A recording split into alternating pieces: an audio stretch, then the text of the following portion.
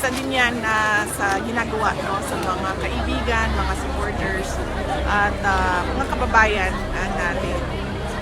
Ang nakita ko lang dyan, ma'am, noong sinimulan yung hearing, no, about vloggers at kung ano ang limitations ng isang tao sa freedom of speech niya, ay ang dami pong vloggers na lumabas na naglabas ng hindi talaga na bagay sa akin.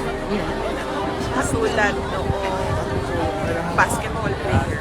Yes. Ang daming vloggers na naglabas ng paninira at walang basihan, walang ebidensya at hindi totoo na nakakasira ng pangalan ko. Yeah. Pero bakit wala sila dyan sa hearing?